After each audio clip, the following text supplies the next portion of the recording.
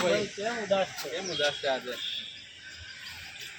ઉદાસનું કારણ એ છે કે આજે રક્ષાબંધન બહેનો આવવાની છે, રાખડી બાંધશે, પણ મારી જોડે તો પૈસા જ નથી. અરે ગાંડા, એમાં શું ચિંતા કરે છે? આપણે બધા ભાઈઓ છે ને આપણે બધાની બહેનો છે. આપણે બધા સાથે રક્ષાબંધન ઉજવીશું, સાથે રાખડી બાંધીશું અને સાથે ગિફ્ટ આપીશું.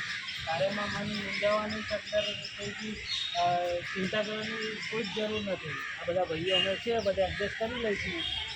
ખૂબ ખૂબ આભાર. અને આ તો બહુ સરસ વાત કરી છે. કોઈ ટેન્શન કરવાની જરૂર નથી. મોટા ભાઈ તમારી જોડે જ છે અને હું પેલા પૂરાને ફોન કરું છું અને બોલાવું છું. અને હું ત્યાં સુધી ગિફ્ટની બી વ્યવસ્થા કરું છું. બરોબર? ચલો કોલ કરી દો એને પૂરાને.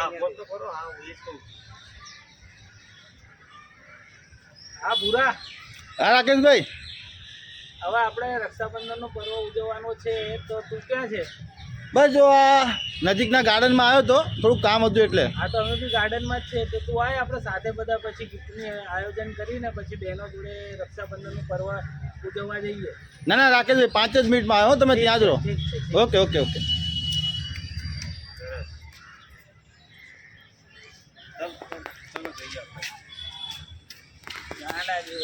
ટેન્શન લઈ ધવલભાઈ, ધવલભાઈ, હા ભાઈ. રાકેશભાઈ ફોન આવ્યો, હું બહાર હતો ગેટ ઉપર. અરે હા યાર, આપણે રાખડી બંધાવવાની મુહૂર્ત જાય, કેટલા વાગી ગયા તમે જોવો તો ખરી. શાંત કરવાની દોડ તો શું કરવાનું આપણે? રાકેશભાઈ બહાર જ છે ને? ના આપણે શું વિચાર્યું ડિસિઝન શું આપવાનું આપણે બહેનોને? ભાઈ કહેશે, રાકેશભાઈ કહેશે એટલે આપણે કરીએ. ના ના, આપણે રાકેશભાઈને પકડીએ. હેડો હેડો. શું ભૂરા? રાકેશભાઈ ક્યાં જાતા? હું તો તમારી જામની રાત લાગે. ફોન તો કરો, મેં વ્યવસ્થા કરવાની બધી. આ ભાઈ તો ટેન્શનમાં પડ્યો હતો. મેં કીધું ભાઈ હવે આપણું આયોજન થઈ ગયું, હવે આપણે જઈએ તો પછી આપણા બહેનોને ફોન આવી ગયા. આયોજન થઈ ગયું.